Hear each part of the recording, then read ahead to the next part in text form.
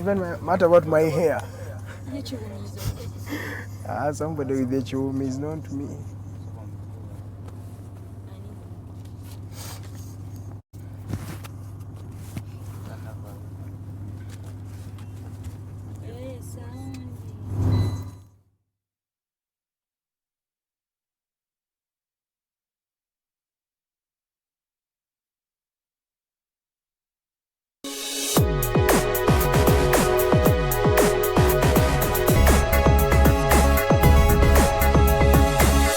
The Alternative Dig Talk.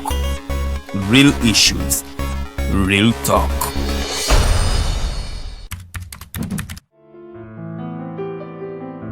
This is a time where there is a lot of violence. For example, police brutality.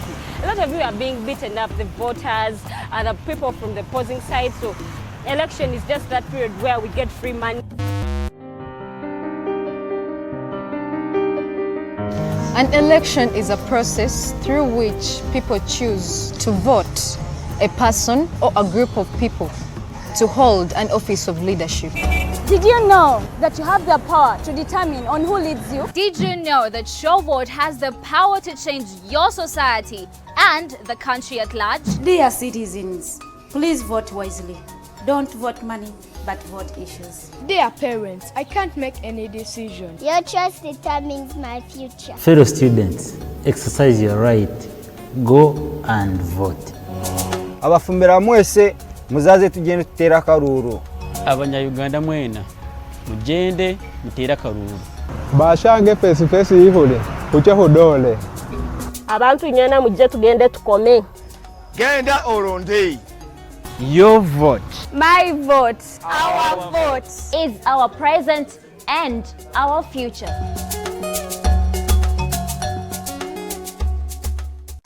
Fellow Ugandans, during this period when the country is living amid this COVID-19 pandemic, we preach peace among family members and community, end gender-based violence. Stay safe from COVID-19 during election campaigns by following the Ministry of Health guidelines. This message is brought to you by Uganda Women Parliamentary Association, UOPA, and UN Women with funding from EU Spotlight Initiative.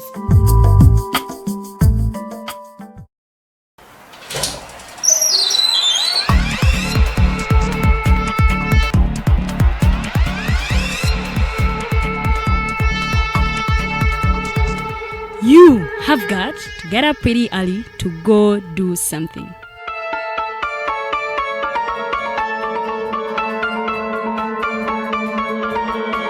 We are the Alternative Dig Talk.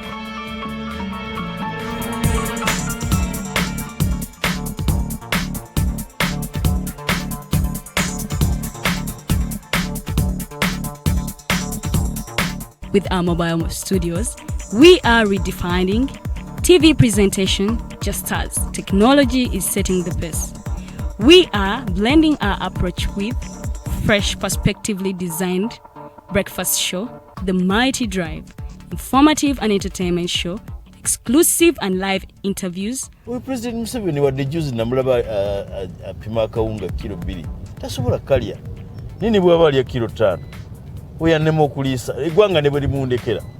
Njagala kwebaza the Alternative Dig Talk etuwadde kano ka Mighty Drive era n'abatuwuliriza bonna abali ku mikutu njagala basaba mugende mu maaso n'okuwuliriza. All given to you just a click away on your phone, tablet, laptop, and smart TVs. As we are streaming live on our social media platforms, on the road and on the go. We are the Alternative Dig Talk.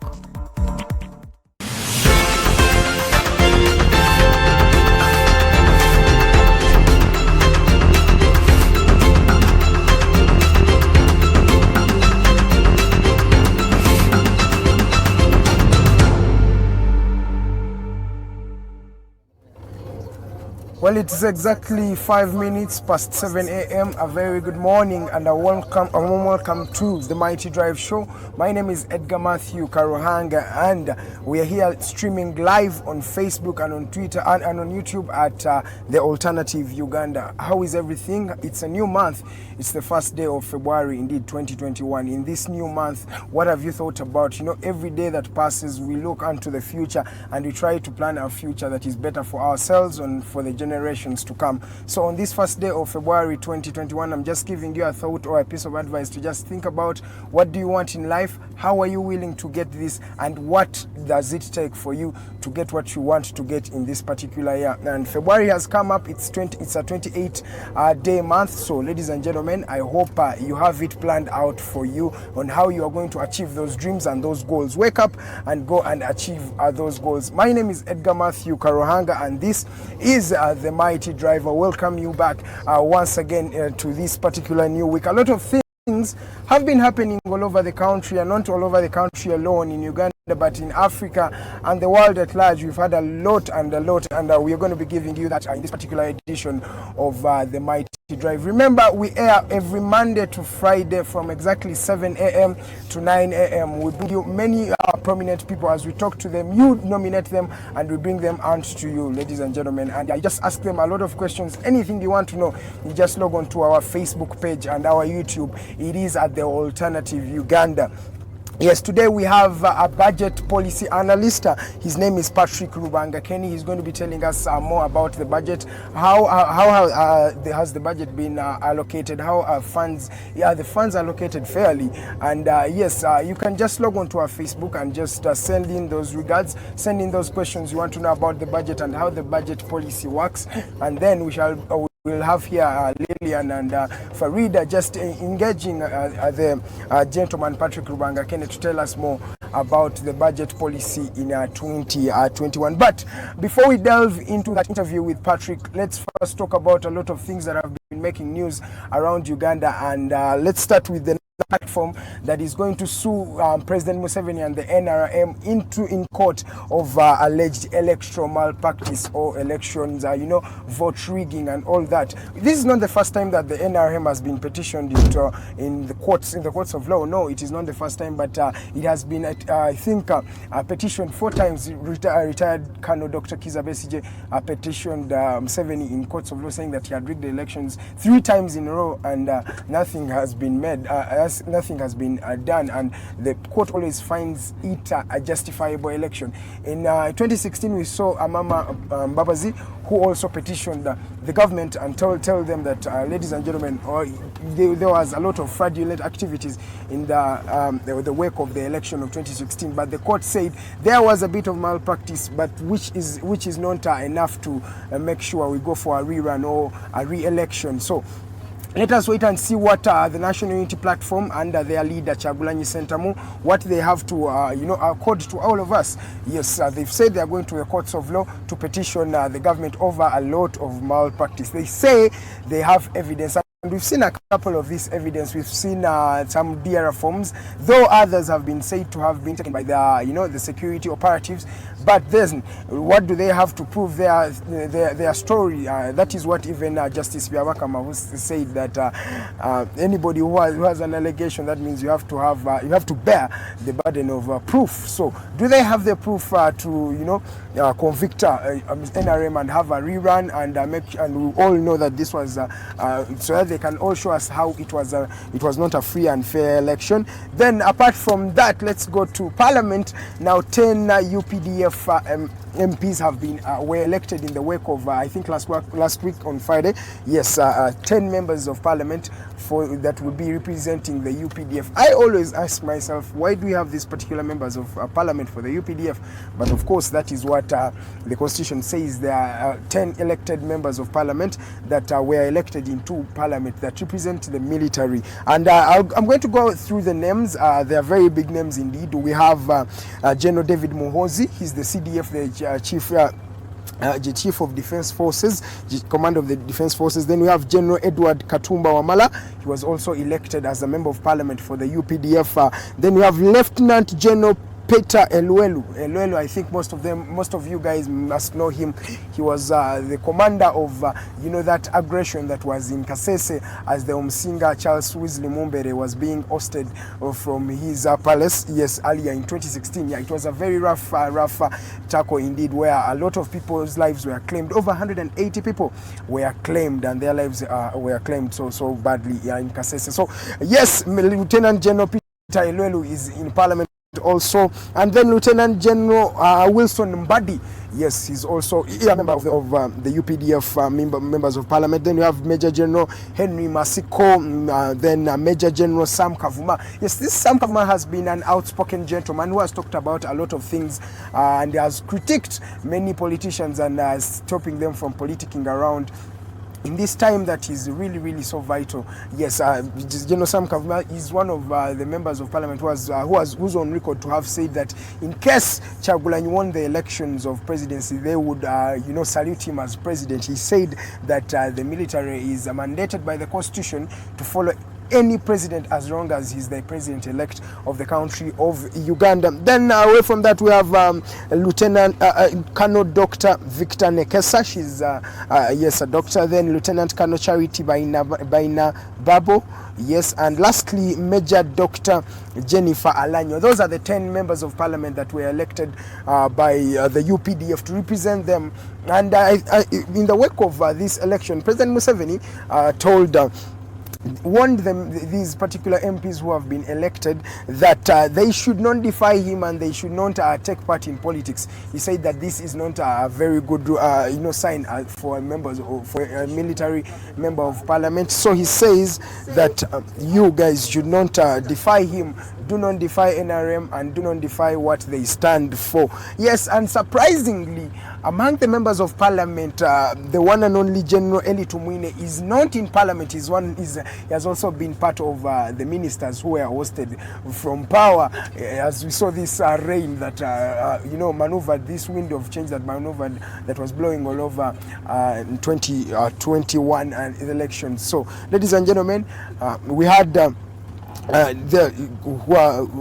Eli Tumwine. He was not elected back to Parliament. Remember, General Eli Tumwine has been in Parliament representing the MPs from 1986 to 2021.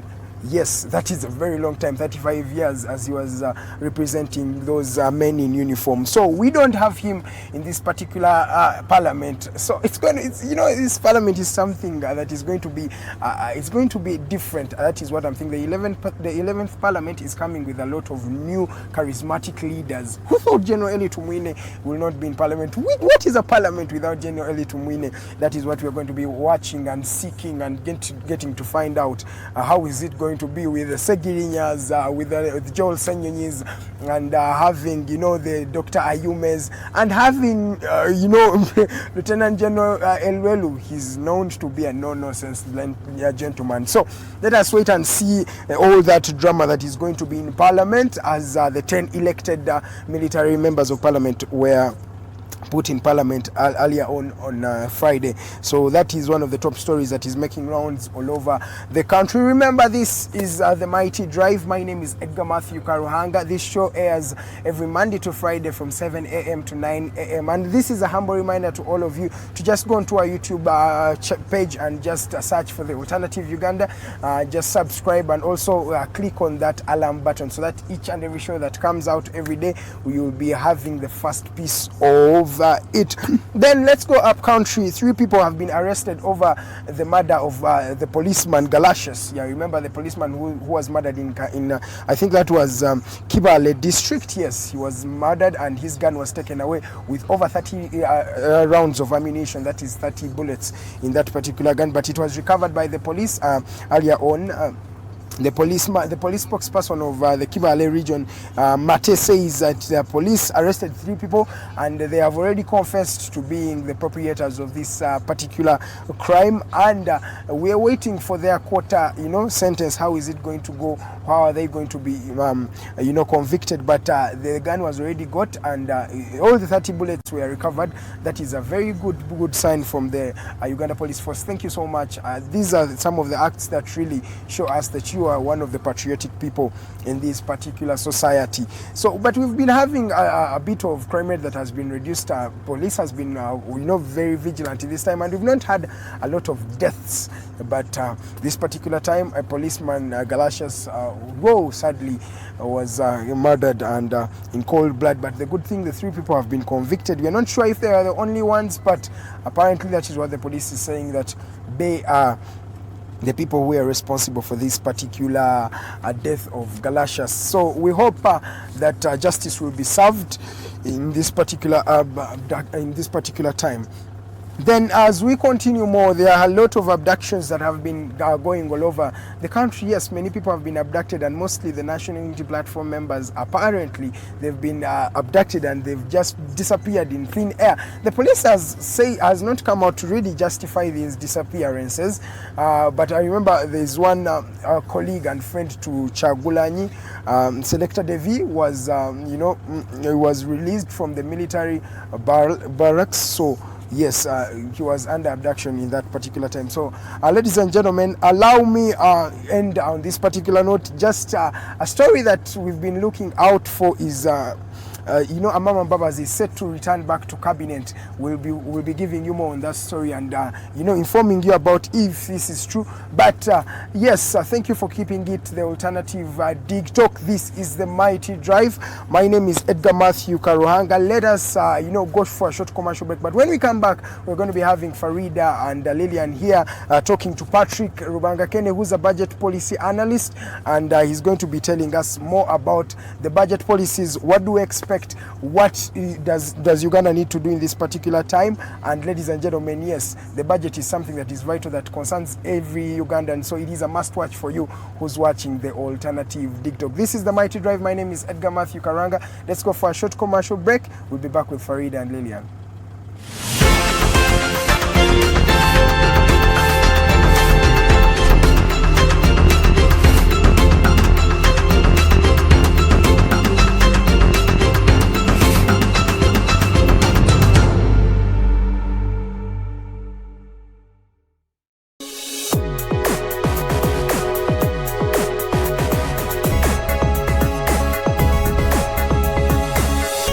Alternative Dig Talk. Real issues, real talk. The world is at a critical moment of providing innovative alternatives as a means to create change. As such, we have created a not-for-profit alternative mobile digital platform as a way to promote space for freedom of speech and expression to the unheard voices.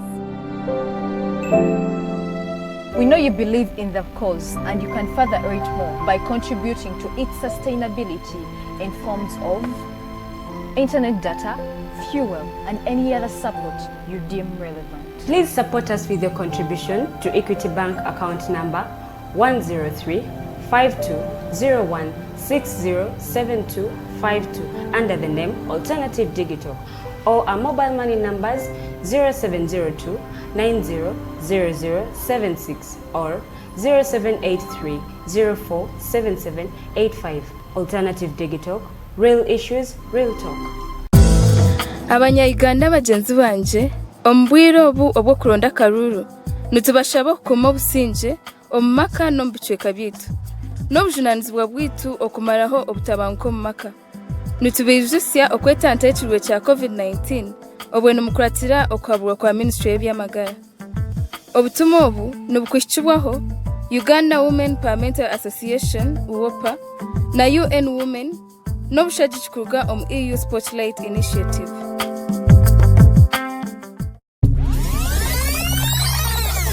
Uganda is born again. Mubirabye.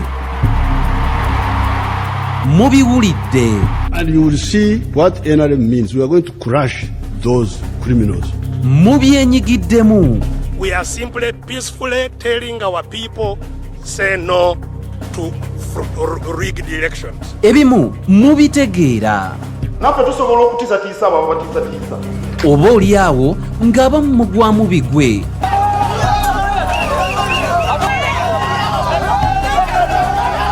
Byabaffe byava ku ki? era kyova olaba baatukolera ne constitution esinga obusiru mu nsi yonna.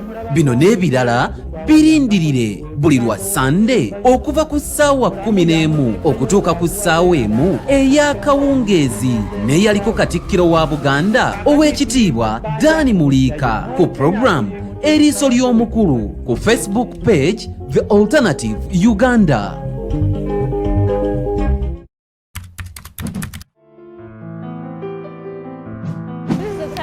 Where there's a lot of violence, for example, police brutality. A lot of you are being beaten up, the voters and the people from the opposing side. So election is just that period where we get free money.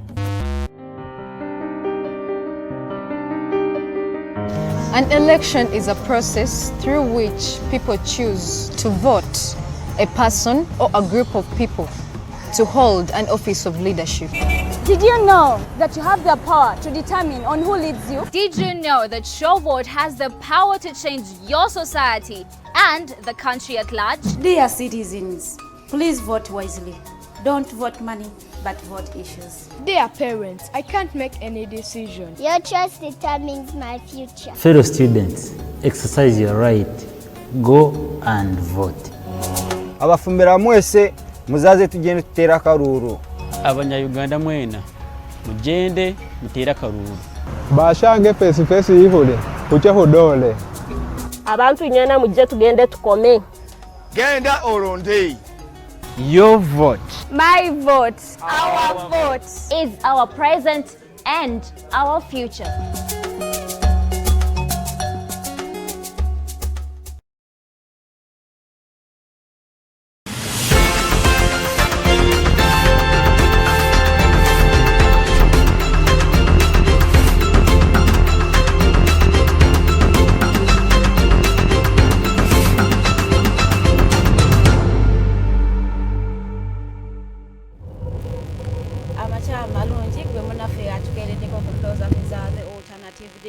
Farida Bikobere is my name. Anjagala okulowoza oba okusuubiriza nti ate munnange asoseewo mu studios byabadde ayogerako obadde obitegeera bulungi aba abawa updates ezibaddewo mu wiiki oba mu weekend. Omwami Karuhanga ndowooza muwuliddemu ate azze abasosolera abaani be balonze okukiikirira bamemba ba parliament abagenda okukiikirira amagye 10 members abadde abasosola omukwoomu ne profiles zaabwe nze nsuubira nti ate ogyemu ekyokuyiga omugenyi waffe yantuse Kodam Studios. Today is a Monday, the 1st of February. Omwezi guno baguyita gw'abaagalana gulimu Valentines. Do you have a Valentine date, Lilian? Tonswaza Lilian. Naye nga te omwami Parick Rubanga. Can I shorten your name to Rubanga? No, to depict another person. Then I will have to refer to you as Parick. I fear I'm pronouncing people's names wrongly.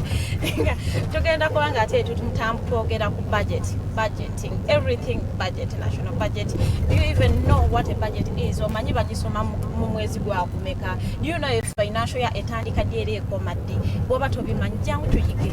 Because ebintu bino wetaaga ate okubeera nabyo wano ku fingertips nga obimanyi, because you have to be a responsible citizen. Ebintu ebimu olina okubanga ate munnange obitegeera bulungi. Bwe twogera ku budget tulina okutandikira ddala okuva eri ewaka. You have a budget you follow at home. Abamu bakozesa 70-20-10 principle or rule. When I say 70-20-10, it is 70 expenses. Byokozesa kusasula renti, masanyalaze, abakazi okola enviiri, okoze enjala, okozeko facials, you've done shopping. That is the 70 expenses. The 20 is your savings. Do you save? Nadala munange gwe afuna salary nganze. O savinga, boba to savinga kasale ko togenda kafunamu. Boba to savinga, ogenda kukola ate nga toyina kyofunyemo. The 20 is your saving and the 10 is paying your debts.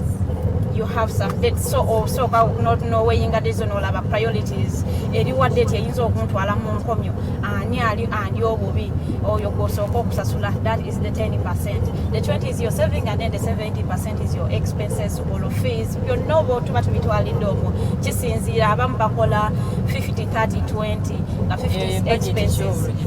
Eyo waka. Do you budget? Do you have a budget at home? Yes, because well-balanced budget, surplus and deficit budget.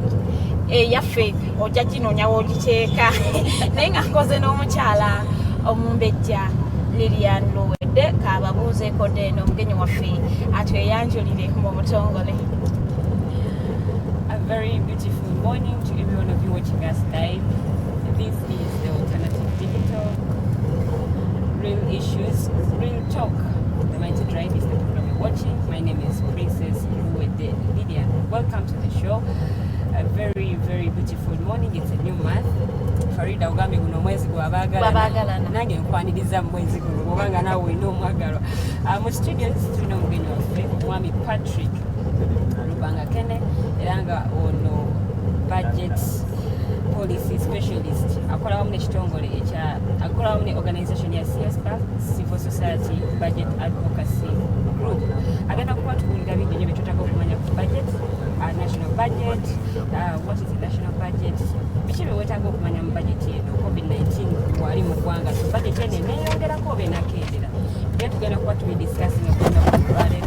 So bw'oba olina ekibuuzo kyonna agenda ku Facebook page The Alternative Uganda, searching akaje wona wogirabye liking it, onyige n'akada akotanige on notifications so that whenever we are live ofuna notification nomanya ongeni wetu na mu studios na bibuuzo ki byeba olina okubuuza. Olwaleero twogera ku budget, so alina ekibuuzo kyonna ky'ayagala okubuuza about the budget, our national budget.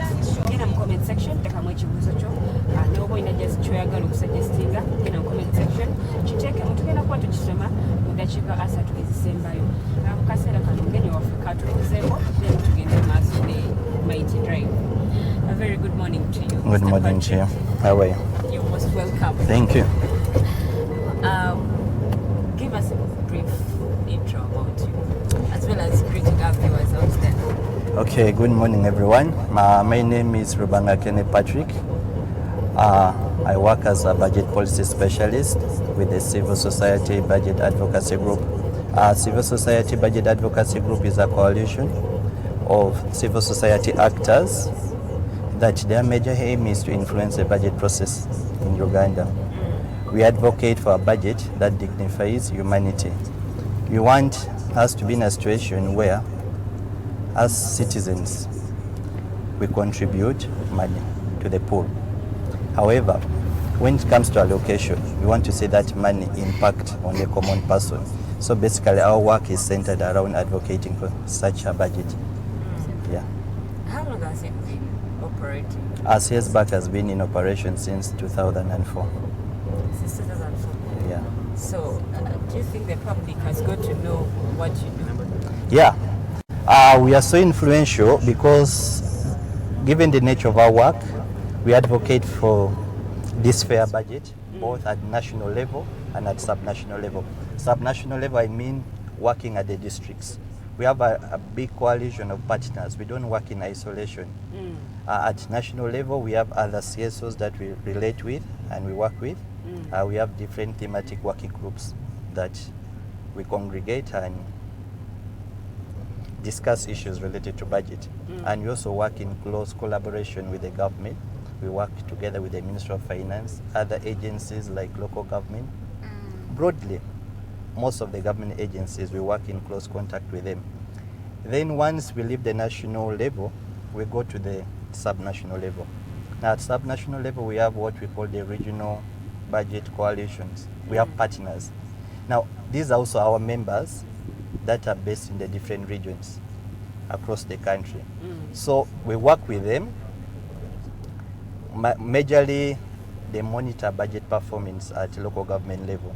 So whatever findings that they get at local government level, they share with us the findings so that we help amplify, because we are a big umbrella and we have that direct link with the government.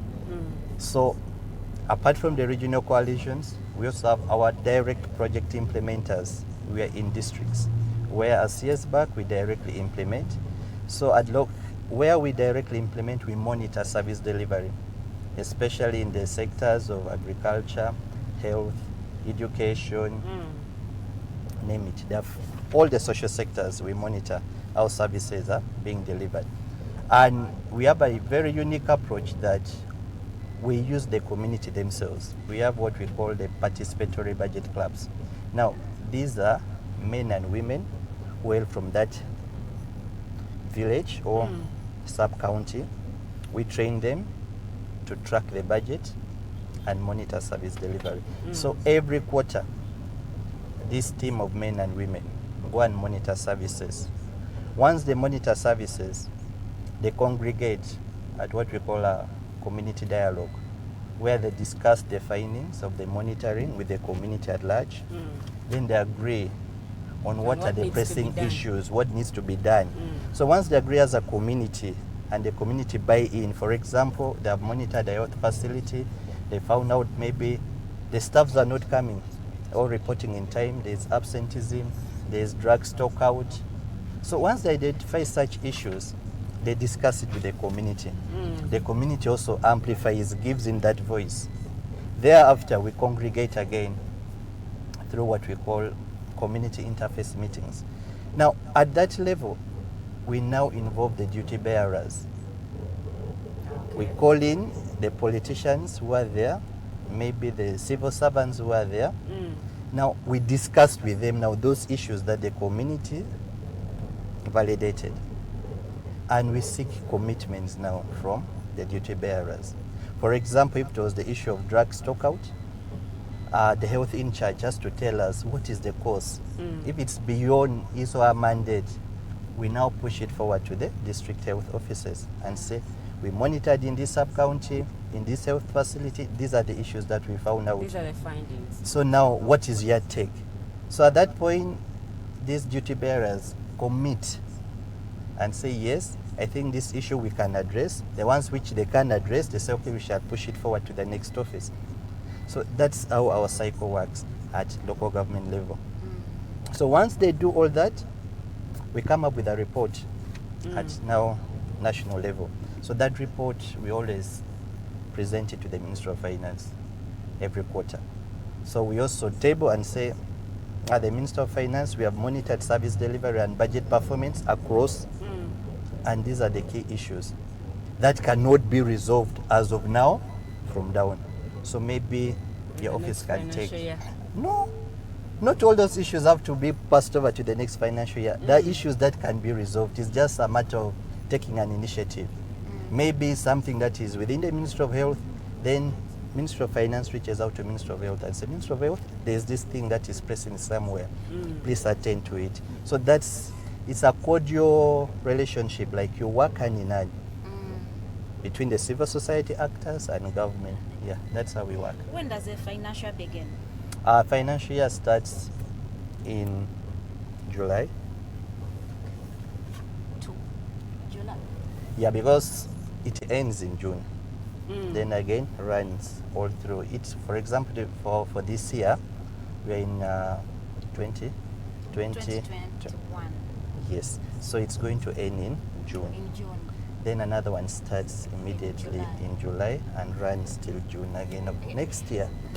The things that our viewers should know before we go into this, the deep discussion of the budget, the national budget, the budgeting, allocation, sectorial, these few terms that they will really need to know, because they will have to hear them in our discussions, and I will be like,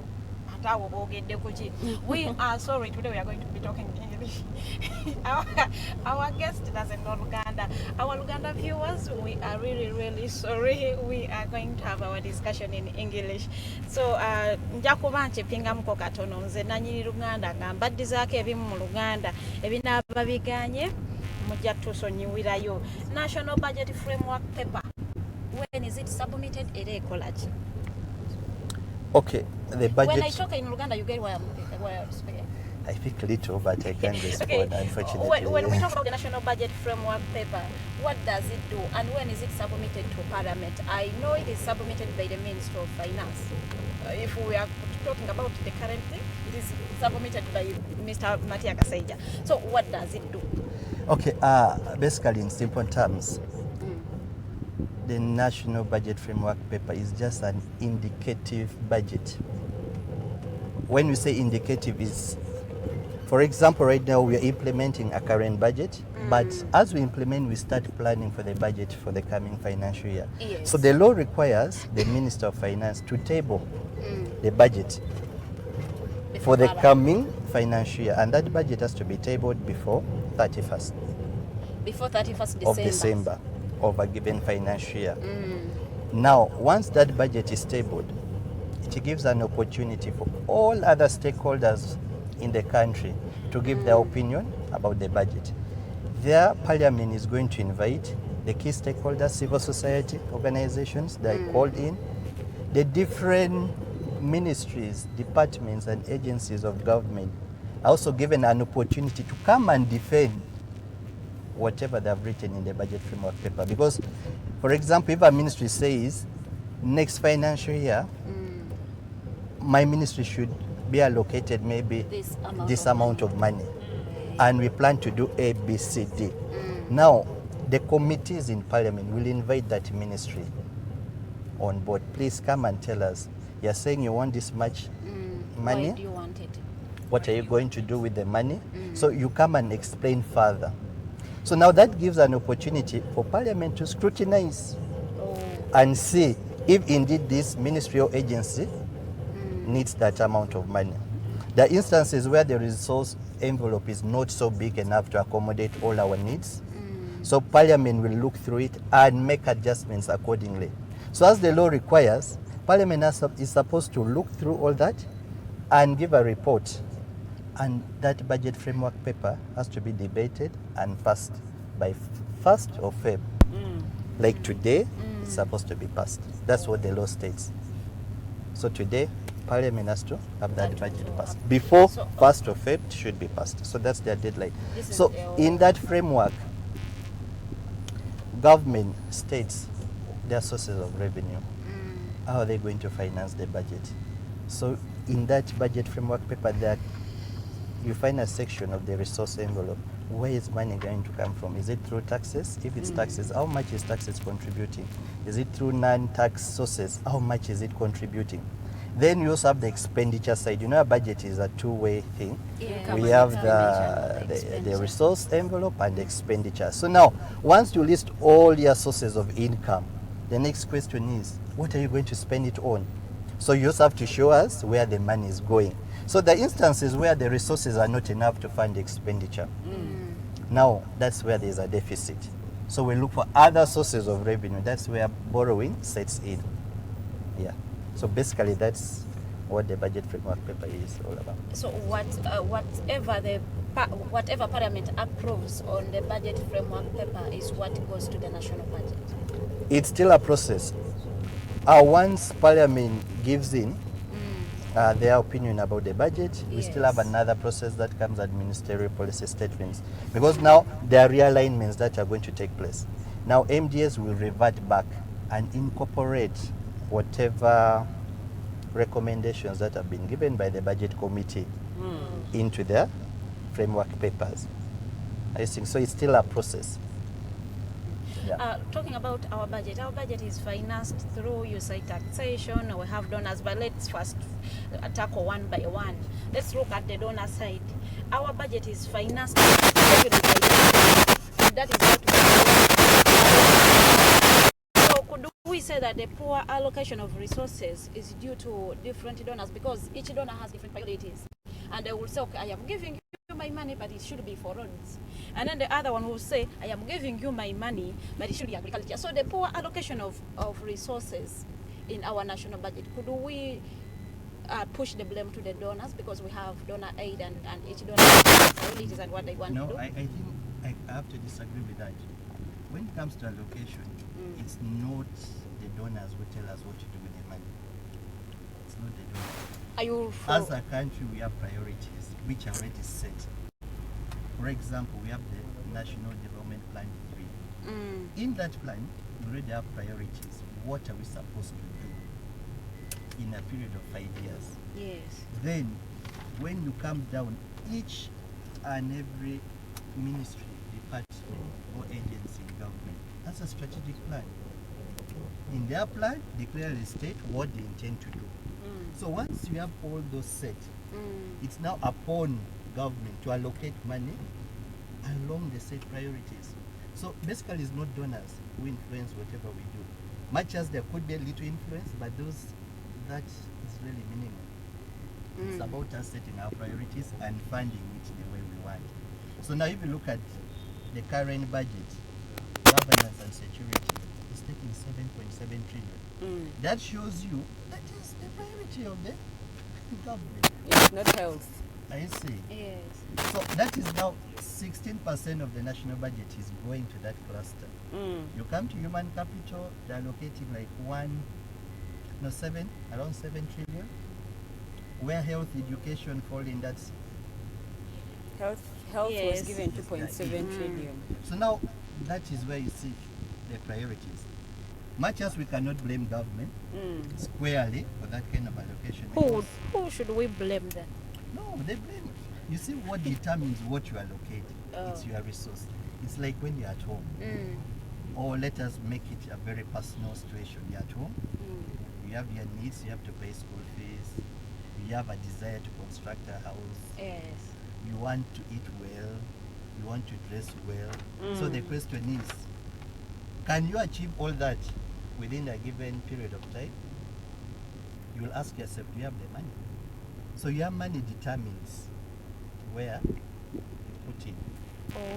So that takes me to my next question of the inclusivity of our budget, because we see that the poor people do not really benefit from this budget. Someone would say, could we please go for the pro-poor budgeting, where the budget allocations go to social and economic sectors instead of investment and all that kind of stuff, because we see these sectors are given little money, yet they are the most essential, because that is where the poor person will benefit from the education, the healthy care, the roads. What is your say about that? Okay, when it comes to allocations that resonate with the society, targeting the social sectors, yes, there is a law that mandates, it's under that section 9 of the Public Finance Management Act. Now that law states that if a budget is supposed to be passed, it should take care of the needs of the poor, the marginalized, men and women. Now, that's a ring fence. So as Parliament scrutinizes the budget, they have to make sure that this budget conforms with that. Have you taken care of the needs of these people in your budget? Now, if you look at the current budget that is in Parliament now, the percentage is at 65%. Now, that's the conformity of that budget in response to the pro-poor budgeting. So now the question is, why didn't we achieve 100%? We are only reporting at 65%. Now that exposes the weakness in the law. Now, we needed Equal Opportunities Commission to come up with sanctions. Now, if your budget doesn't conform to the needs of the marginalized, we need to sanction you so that next time you perform better. Yeah. Still on, just taking a little bit back on Uganda being one of those countries that benefits, that are given donations. Do you think we have any possible chances of our economy stabilizing so that we don't depend on donations? We wouldn't say much of donation. You see currently we fund around 47% of our budget. Now our biggest problem, we are not mobilizing enough resources locally. That is our biggest problem. We are not mobilizing enough, yet on the other hand, we are also not closing the taps. In this current budget, around 21 trillion. The budget is 45 trillion, but only 21 trillion is going to come from domestic resources. Now that means the other balance we are going to borrow. So now, for you to move away from all that, focus should be on mobilizing more revenue. So that puts more burden on URA to mobilize much revenue so that it can fully fund the budget. Now that once we can mobilize much, we shall reduce on our borrowing. One would think why the taxes are being hiked. we need to pay tax. You see, for you to demand quality services, you should equally give in. Yes. So if you can't pay enough tax, puts you at crossroad to demand services. You know, we have people with small-scale businesses that pay a lot of taxes. You pay taxes here, you pay taxes there. So they are complaining that the taxes are high. Okay, we would say taxes, okay, depending on your business and how it was assessed. Now, the biggest challenge that is facing most business people, COVID. Yes. COVID came, hit the country so hard, and very many people lost their source of livelihood. And yet, they have obligations. If you're an organization or if you're like a limited company, you have an obligation to be remitting tax. If you're a roadside seller, there is that morning that they'll come and take a receipt of you. You should have sold, and this person moves around ticketing, expects you to pay. Unfortunately, you find that day you had not even sold anything. But the tax collector passes by and says, please, give me my portion of the tax. So now, that is where the challenge is. So to overcome this, we need to revamp. Now, like for the small business persons, the SMEs, small and medium enterprises, as government now, we need government to come in and bail out these people. We give them access to cheap credit. You can borrow money, put it back in your business so that your business picks up. So you have that money now to pay taxes.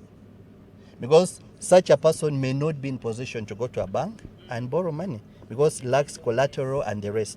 But if government comes in through maybe microfinance support centers, they put in a pool of money, which allows these other small circles to come and pick capital from there. You know, most of these market women, the borders are clustered in small circles. Now, those circles, for them to really survive, they also need boost, cheap financing, so that they're able to loan out, to give out to their members. So, for us, one of the things we're advocating for is government should come up with such a scheme. Give money to microfinance support center so that these other circles can access. Instead of only focusing at macro level where we are putting money at Uganda Development Bank and the rest. So that is targeting the big players in the market. And yet the SMEs are the biggest people who support us because they offer so many opportunities for employment in the country. So they are the pillar that we need to put much effort onto. One would think that the reason is why we are not being able to fund our own budget or to raise resources locally to really fund our own budget is because of the informal sector where Uganda falls. Because we would say most people fall in the informal sector and it is really hard to collect taxes because we are pushing the blame to URA. But it is really hard to collect taxes because these people do not know what bookkeeping is.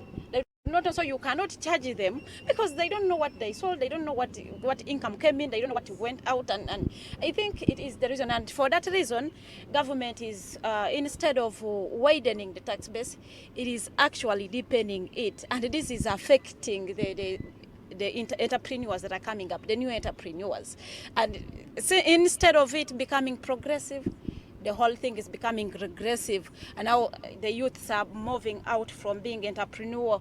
They are saying, no, the taxes are pushing us. But do you really think it is the real problem? I think collapse of businesses is beyond tax. The other factors that set in for a business to collapse. So we cannot squarely say my business is collapsing because I'm being overtaxed. No, it's not possible. Yes. Businesses not all collapse because of taxes, no. But some collapse because they are overtaxed. Yes, but we cannot say businesses in Uganda are closing because of taxes. No, that's a very wrong Some narrative. are closing. Okay, they are closing out some entrepreneurs who would really want to begin their businesses because they're afraid of the taxes that are hiking every now and then. You see, what could resolve such? We could adopt a policy whereby, because you see, Uganda is one of the most enterprising countries. Yes. We have one of the highest startups in the world. But those startups never... Now, the startups don't last to celebrate their first birthday. True. because of very many factors. So we could adopt, we could adopt a situation where we say, start up your enterprise. As government, we can give you a tax holiday for a given period of time for you to stabilize. Then now we start taxing you. But this thing of the process of getting a tax holiday, we once had a tax personnel here, and you took us through the process where someone can get a tax holiday, and it's wow, it's just hectic. No, if they are going to get tax holidays, because currently it's mainly favoring the big enterprises, but this would be a deliberate policy targeting SMEs, the small enterprises. Maybe we say if your capital doesn't reach, working capital maybe doesn't reach 10 million, you qualify for that. I think we give you that break before which you start remitting. Once you're stable, it's like a baby learning to walk. We first wait for you to go through the process. Once you're stable, now you can walk. Then we come knocking. It won't impact on you much. What's the framework in which budget decisions are made? The budget itself, there is a law that governs it. It's within the Public Finance Management Act of 2015. So everything that we do within the budget cycle, it's within that law. How has COVID-19 affected our economy? Should we say that in the financial year 2021-2022, our budget is going to increase, or it's decreasing? The budget is actually increasing by 164 billion. That's not a very big increment, because COVID has really impacted on us greatly. It led to lots of disruption on the demand and supply side of the economy. So many Ugandans are falling into the poverty trap now because of COVID. They have lost their source of livelihood. As well, now this budget stands also at risk, because we are proposing the indicative figure is 21 trillion should be mobilized locally. But now if the other sources are narrowing, businesses are closing, courtesy of COVID, it gives us that projection the future may not be so bright, because we may not realize whatever we have proposed in the budget in terms of revenue mobilization. Looking at our public debt, I think it should be my last question before we go to a healthy break. And then looking at our public debt, it is alarming. Could we say that this public debt has increased because of massive infrastructure investment other than poverty reduction and welfare? Our debt, if you look at it, as of October, we had 63 trillion. It had a massive increment. Part of it is because of the government responses to address the impact of COVID. We borrowed a lot to take care of the health needs and gave a package, a stimulus package to the business community. Now, then also, over the years, we have been spending so much on infrastructure, because that was the direction of the government. We borrowed to fund Karuma Dam, we borrowed to fund Simba Dam, we borrowed to construct these roads, we have borrowed to construct Entebbe Express Highway. So all that, because of our appetite for infrastructure development, which is good though, however, it came with a burden. It made our public debt shoot up. Yeah. What should be done? One, basic, we need to improve on domestic revenue mobilization. So once we are mobilizing more revenue domestically, it reduces our interest to borrow. Because right now, the amount which we are spending on interest payments, it's alarming. 4.9 trillion is going to go towards interest payment in this coming budget, 2021-2022. Imagine what 4.9 trillion would have done in terms of service delivery. Because that amount alone, it's bigger than very many allocations for the other programs. So if you can enhance domestic revenue mobilization, that means we shall borrow less. Two, government needs to cut down on its consumptive expenditures. There are so many leakages and wastage in government. Every day we wake up, we are creating new administrative units. Now, that cannot run on its own. It requires money. So much as we are advocating for increased revenue mobilization, we also need to cut down on our expenditures. We are glad that last year, actually in this current budget, government adopted some austerity measures because of COVID. When they realized they were not mobilizing enough, they cut travels abroad, all those kind of consumptive expenditures were cut down. So our call is government should continue with such an approach. Because you don't have much, cut down on your wastage. Then we have projects that we have in the country now. Now, their disbursement rate are less than 10%. That means we went and committed ourselves, borrowed money to implement a given project.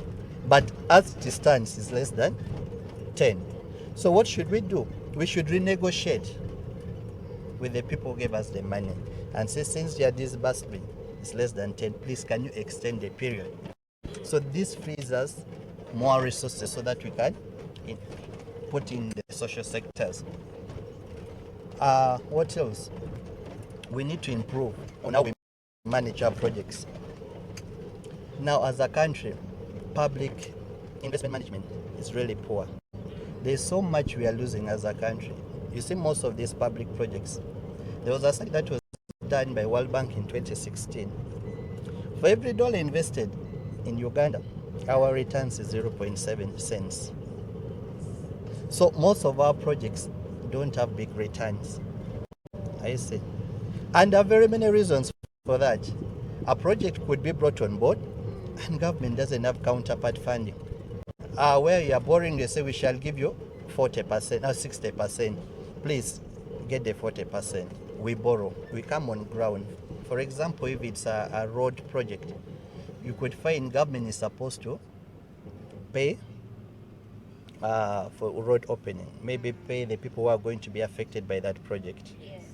Now, government fails to do it. And yet, the people you borrowed money from have already given the money. So for you are delaying this project, and yet you should be, with time you should also be remitting back interest.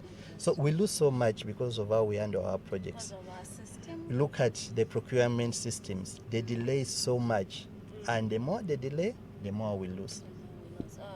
Do you agree with the people who say that the foreign investors should be taxed highly than the local investors? It is also a source of rising revenue. I don't think we need to tax them more, because if one of your policies is to attract foreign direct investment, we have seen what foreign direct investment has done into the country. If you move through all the industrial parks, you go to Namamve, you go to Mbale Industrial Park, most of those factories are run by foreigners. One, they're creating employment to Ugandans, though in those parks also we have Ugandan-owned companies. So they're all playing in the same environment. So I don't see a need why you should say, this is a foreigner, we should tax more, and this is a local company, we should tax less. And yet, the environment in which they're operating is the same. Don't you believe so you would be killing off this one, and it will collapse as well. Don't you think those foreign investors are taking the market? They're suffocating the local investors. I don't think they're taking the market, because you see, if it's a policy to attract them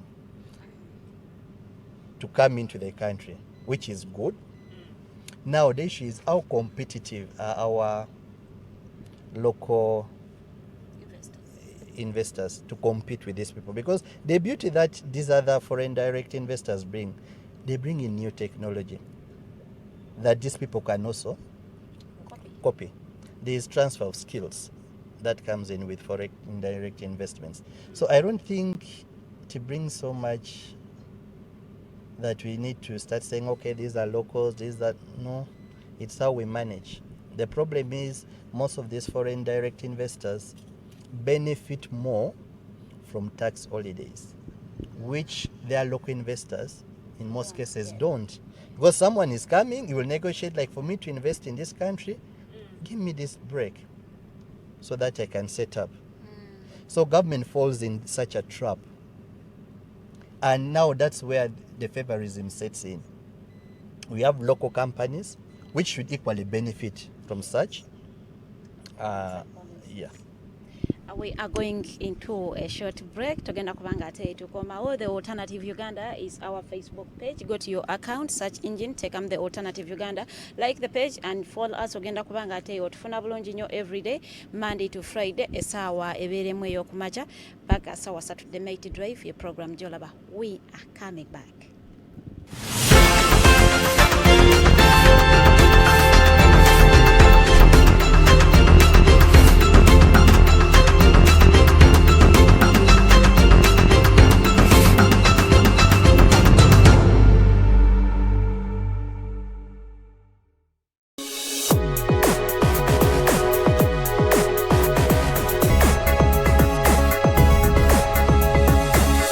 The Alternative Dig Talk. Real issues, real talk. Bannayuganda bannange, mu kaseera kano ng'eggwanga liri mu kusoomozebwa kw'ekirwadde ki COVID-19, tubakubiriza okukuuma emirembe mu bitundu gye mubeera n'okukomya obutabanguko mu maka. Mwewale okukwatibwa ekirwadde ki COVID-19 nga mugoberera okulungamizibwa kwa Minisitule y'ebyobulamu naddala mu kaseera kano ak'okunoonya obululu. Obubaka buno bukutuusibwako Uganda Women Parliamentary Association UWOPA ne UN Women ne buteekebwamu ensimbi aba EU Spotlight Initiative. Uganda is born again. Mubirabye. Mubiwulidde. And you will see what NRM means. We are going to crush those criminals. Mubyenyigiddemu. We are simply peacefully telling our people, say no to rigged elections. Ebimu mubitegeera. Naffe tusobola okutiisatiisa abo abatiisatiisa. Oba oli awo ng'abamu mugwamu bigwe.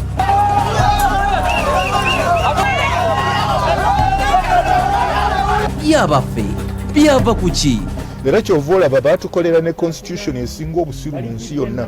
Bino n'ebirala birindirire buli lwa Sande okuva ku ssaawa 11 okutuuka ku ssaawa 1 ey'akawungeezi n'eyaliko Katikkiro wa Buganda Oweekitiibwa Dani Muliika ku program Eriiso ly'Omukulu ku Facebook page The Alternative Uganda.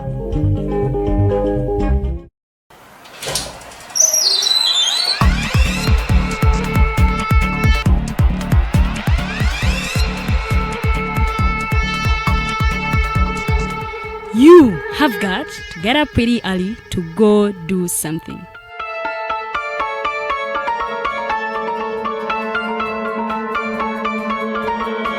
We are the Alternative Dig Talk.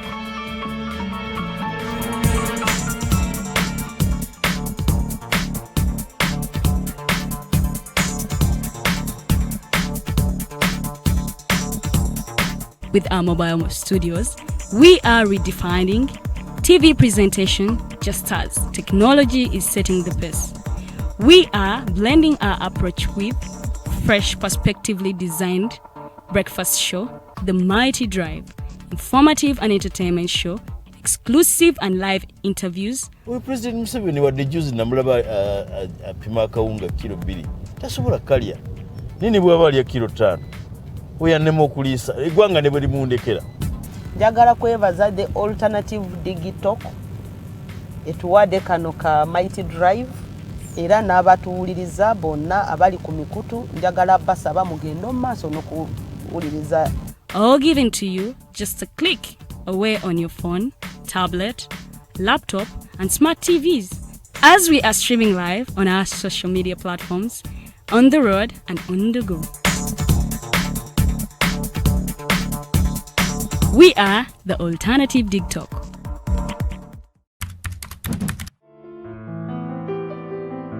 This is a time where there is a lot of violence. For example, police brutality.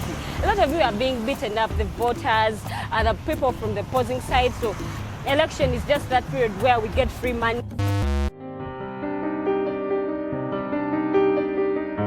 An election is a process through which people choose to vote a person or a group of people to hold an office of leadership. Did you know that you have the power to determine on who leads you? Did you know that your vote has the power to change your society and the country at large? Dear citizens, please vote wisely. Don't vote money, but vote issues. Dear parents, I can't make any decision. Your choice determines my future. Fellow students, exercise your right. Go and vote.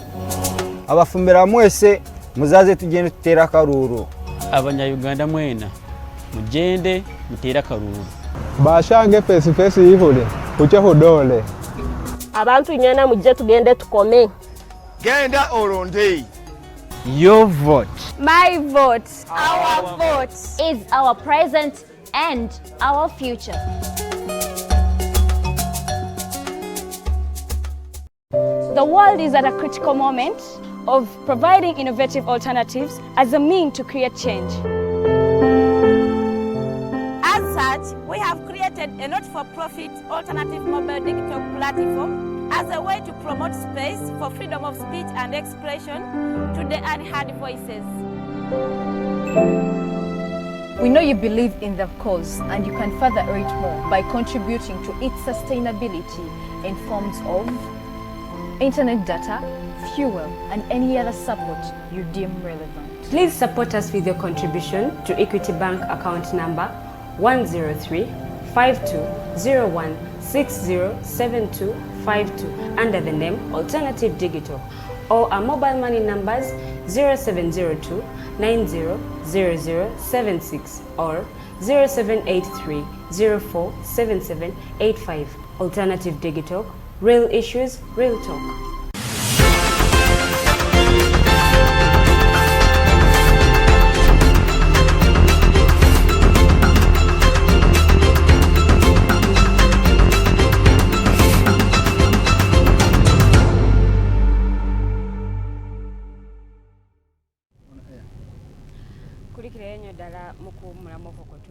Tubadde tukyafuna ku lwendo lw'amazzi era tukomewo Mighty Drive program gy'okyalaba the Alternative Digital Studios mutusinzira okuba nga tukuweereza. Amanya nze Omumbejja Luwedde Lilian koze ne munnange Farida Bikobere era awamu n'omugenyi waffe omwami Parick Rubangakene.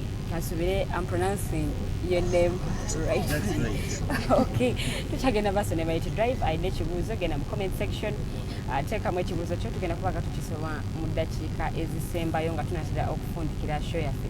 Twogera ku nsonga ya budget, gwe wenawena atamanyi ensonga za budget. Kansubire nti ofuna ekyokuyiga wakutte dda peni yo ng'olupapula ofunamu ekyokuyiga. Jjukira buli mugenyi gwe tukyaza mu studios abaako n'ekyokuyigirako oba abaako kyatuyigiriza ffenna nga eggwanga. So kansubire oganyulwamu mu discussion eno gye tulina olunaku luno olwaleero. Olunaku lwa Monday, ennaku z'omwezi ziri lumu, mwezi gwa February omwaka 2021.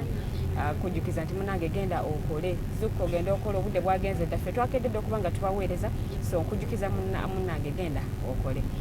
Mr. Parick, looking at our budget, looking at our parliament, it's a very, very big parliament because right now we have over 500 representatives. Do you think we need this big parliament because we are spending a lot of money on these people, on the MPs in our parliament? Okay, thank you. I don't think as a country we need this kind of representation in parliament. This is a country of 40 million people, and now we are being represented by over 500 members of parliament. And this representation not only stops at parliamentary level. We need to also take note that when government created more constituencies, it didn't only favor the parliamentarians. It also created more other local administrative units. We have new councillors on board, mayors, courtesy of the cities. So this is not something that government would have taken. But you know, certain decisions are a little political. So as citizens, we may not question much because we don't know the direction. But from the economic side, such is not viable because we don't have the resources to maintain these huge administrative units and the workforce. As government initially that committed to rationalize and cut down. But again, the communication which is coming, we are expanding from the political side. And that means we need more resources to maintain these members of parliament. You saw in the budget, now there is this big outcry from the public about the cars they're giving parliamentarians. Now they've allocated like 165 billion towards that. Now imagine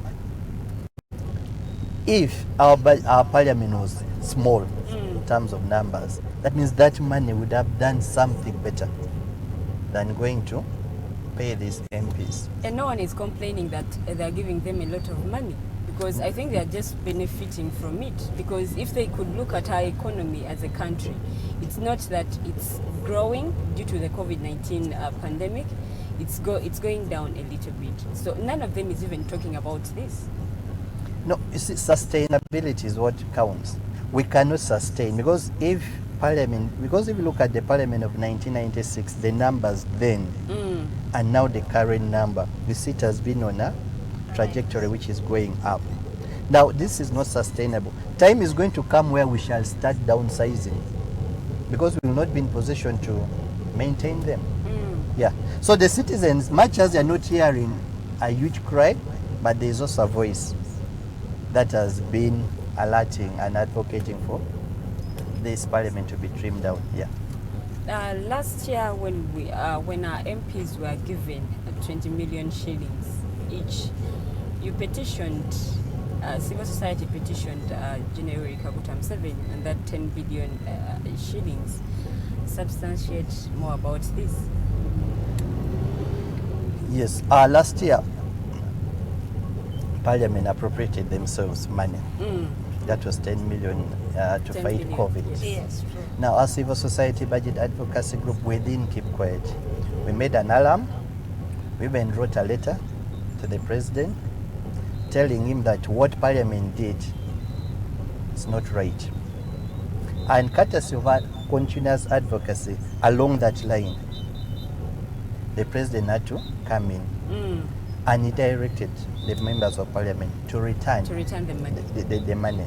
However, the process of return became a little unclear, because some members of parliament, instead of returning the 10 million as they had received, others opted to purchase foodstuffs and the rest and took to their respective districts. However, there was a commitment from the Minister of Finance to audit the processes.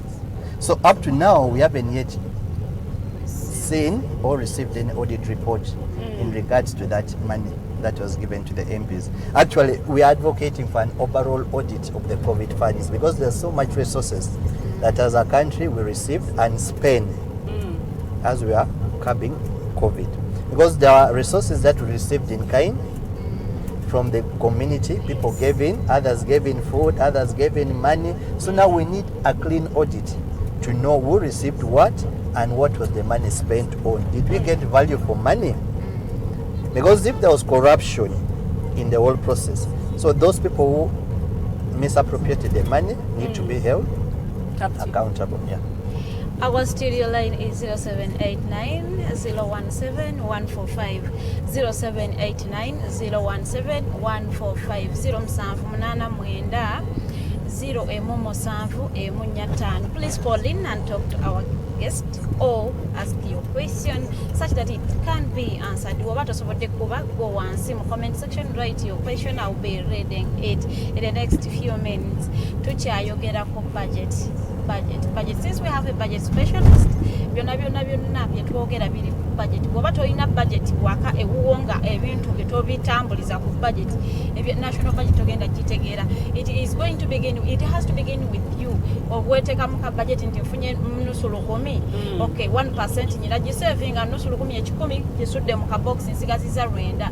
Okay, ngenda kulyako olunana. Kundi oli najjayo sukali. Kota ya sukali ne stimsasula. Kantwaleyo ko abasigale nga amanja bisatu. Oba batosobodde kwe budgetingira gwe mu bulamu bwo. Bannange national budget ogenda gitegeera kitandika ku gwe natenga responsible citizen alina okumanya national budget etambula etya. Fe muherepe eddagala libadde teririyo batuwadde sente mmeka. Ye lwaki this time round budget esente baziwadde nnyo ame. ngate tulaba tetuli, we are not insecure, we are not seeing any signs of insecurity. Lwaki sente bazallocate nze nyeeri ku security okusinga mu masomero ngate teriyo nyeeri. So munnange bw'oba ate toli nnyo mu ebyo ebintu fe tugamba mwabamu batu tubeere nnyo basaale nnyo ku budget eno naddala nti bagenda giso mu July awo fena tuveeyo fetuleeta abagenyi baffe nga bankizo kusoma budget. Abantu abamu balowooza nti bano ababaka abagenda okutuulayo baba bebase bwebase. So abamu budget tebagigoberera, and abantu, we have a problem with Uganda, and some of them don't even know what is allocated to this sector, so you just hear them complaining that the taxes are high. But looking at our Uganda and the population at large, we have a young population with 49% of the people below the age of 18 and 15 below the age of 22. So we want to see is our national budget cognizant of the people's needs, of the younger people's needs? If yes, what have they done? Because have they allocated much money to employment and all that kind of stuff? If not, what is the problem? Okay, you see, Uganda as a country has one of the youngest population. Yes. Now, this population comes with its opportunities and challenges. Now, the challenge now that we are facing with this young population is unemployment. Whatever jobs that we are creating in the economy cannot fully absorb this huge mass of young people. You know, every year over 700,000 youth are being released into the job market. So now when you ask yourself, is the budget responding to this demand? We could start from the theme of the budget. You know, the theme of the budget is industrialization for inclusive growth, employment, and wealth creation. So that means up there, yes, we have realized there's something we need to do. There is employment. We need to create wealth so that we address this huge challenge. However, when you look through the budget, there are certain things that it's not being done right. We are looking at industrialization, we are looking at agriculture. Now, agriculture is the backbone of this country. True. Agriculture employs almost 68% of the population. So then the question is, have we put adequate resources in agriculture? No. If you look at this budget, they have only put 1.5 trillion. That's 3.3% to agriculture. So as government, where we see we could really transform, because once we transform agriculture from subsistence to commercial, very many people are going to go in there. Are you saying? So we shall be addressing the issues of unemployment. Look at another point where we could have addressed this big issue. It is skilling. Skilling the youth. We have a skilling strategy as a country. Now focus should be vocational and technical education, because the budget theme is talking about industrialization. Now those industries require skills, personnel, because you are not going to open all these industries and lack the labor force who are skilled. Mark the word skilled. Yes, you could be there, but you are not skilled. Because we have so many people who have gone to school, they have graduated, but they lack the skill to work even in those factories. So now the approach is invest much more money in vocational and technical institutions, so that we create that critical mass of skilled people who can take up jobs. Because one of the reasons why people are not getting jobs, their skills are mismatching. The opportunities which is being presented to you is not what you have. The opportunity is there, but you are telling me I should have 5 years experience, yet I'm just fresh from the university. No, the issue is not about experience. The issue is about the skills that you possess. It is because what I possess now is what I was given from the university. What I possess is different from... Yes, so now we need to match. Now these public institutions that are churning out graduates every day, now they need to also adopt and realign their training with what the job market offers. Yeah. Do we need to really blame the people who are coming out of the university, or we should really blame the curriculum developers because they are really they're not practical? They're training job seekers than job creators. Even though these students are not really practical, you can find someone who has been trained as a doctor and they do not even know how to handle any. They don't even know how to inject. Prescribe. They don't even know anything. But yeah, they have graduated. I don't think we have gone to that level where we release a doctor So now from when the university who cannot I do am that. out of the university, you are requiring me to have the skills. Okay, our biggest challenge, we are not creating enough jobs to match what we are churning out from the universities. That's why now we need to diversify. Not everyone should be focusing on going to university. So who is to be blamed? We need, no, we cannot blame anyone because as a country now we need to realign ourselves because we have studied what is on ground. Yes. There's a huge challenge. So now what should we do to address the challenge? It's not about blaming now someone. It's about putting our brains together and addressing the challenge which is at hand. Okay, our country's economy has direct and indirect effects on our quality of life. What really needs to be done to see that we are all balanced, like we don't even have any effects? You see, for you to improve livelihood, it's a holistic approach. You're not going to improve someone's livelihood in isolation. Yes. Now, as a country, one, you need to ensure someone has money in his pocket. Because once you have money, you're empowered. You can afford your necessities. We need to look at healthcare in general. What is it that government is offering in terms of healthcare? If you fall sick today and you go to the nearest health center in your village or neighborhood, are you able to get medication? Are you able to get that quality health care that you deserve? If you are to go to school, are you getting quality education that impacts on your life? You see, we have been talking about someone going to school, then he gets out of school. I see. Now that's where the quality comes in. So livelihood is something which is broad. Nutrition. Are you eating the right foods? I see.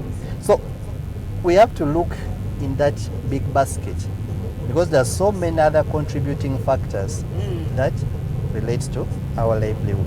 So look at health, look at education, look at nutrition, all that, sanitation, all that contributes. So that means the budget that we should be releasing should focus on that so that we have this holistic person. I say we need to look at health insurance. As government, have we invested in it? No, we haven't. So now those are the necessities that a common person needs in life. Yeah. And looking at the 2020-2021 budget, we saw that a lot of money was allocated to security than the health sector. But then we have COVID-19 in the country and we have a few medical doctors who can work on people. Don't you think we have to increase the money that is allocated to health rather than security? Yeah, there would be a good call that the health budget has to be enhanced. If you compare what health really does for the economy, currently COVID is really ravaging us and we have seen what it has done. Yes. So now we need to really attend to health. We need to equip our health facilities. We need to skill our medical workers. We need to pay them well so that they are motivated to do the work they are supposed to do. But now if you look at what was given in totality to human capital, remember we have already moved from the sector-wide budgeting approach. Now government has gone to a program-based approach. You look at that allocation, yes, it's not adequate. So the call would be, let's put more resources into health. Yeah. In your intro, you said the sole objective of CSBAG, Civil Society Budget Advocacy Group, is to influence the national budget. Okay, what happens in a way of influencing? Do you give suggestions on how this money should be allocated, or do you give priorities like, okay, this time around health should take this percentage, education should have this much. Okay, we influence budget from very many angles. We educate the population about their rights so that they are aware of what the budget is all about. Yes, but majorly, what we do, once the government releases the budget framework paper, as it has done, yes, as CSBAG, we sit, we retreat, and analyze the whole budget. What government has proposed, where they're putting their money. Now for us, we come with our alternatives to government proposals. So we also put forward to government. Government, you are proposed to put money on this, to do this. However, for us, we are saying money should go this way. This should be done. So once we document all that, we submit it to Parliament.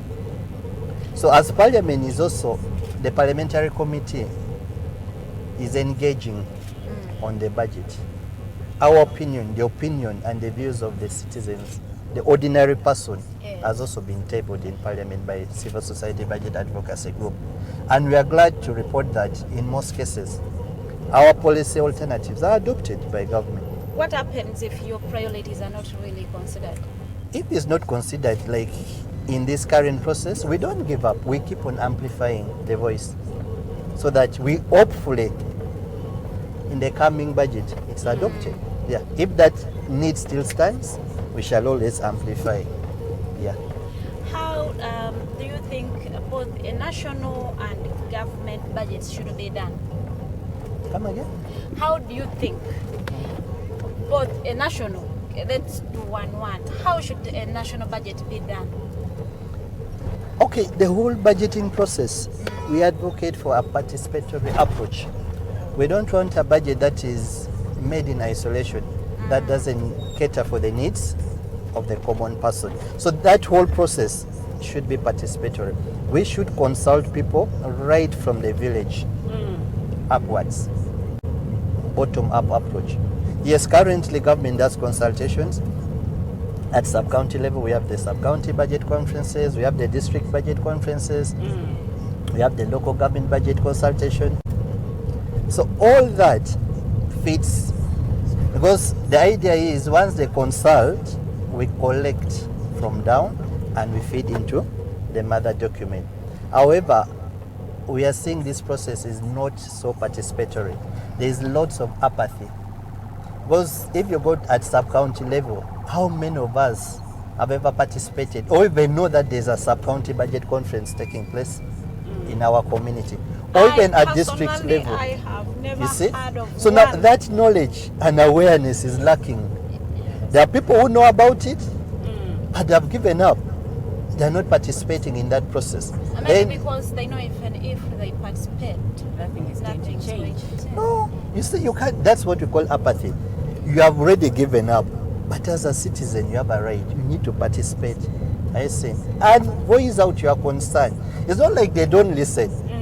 Because as civil society, for us, we have been participating in all those processes, right up from sub-county level up to national level.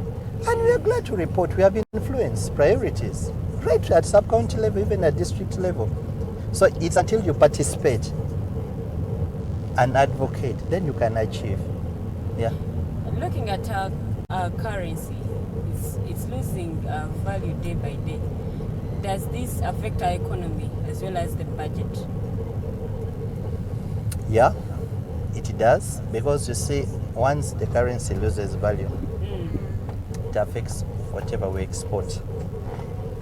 And yet exports hold our country dearly because it's where we earn much from. So we need our currency to be strong so that our exports have value. And once it has value, we earn much more as a country. What's fiscal policy and what effect does it have to our economy? And what effect does economy have on our budget? You see, for our budget to stand out, the economy plays a key role. Because remember, we need to first answer, what is our budget? You see, our budget is just a statement of your revenue, expenditure in a given period of time.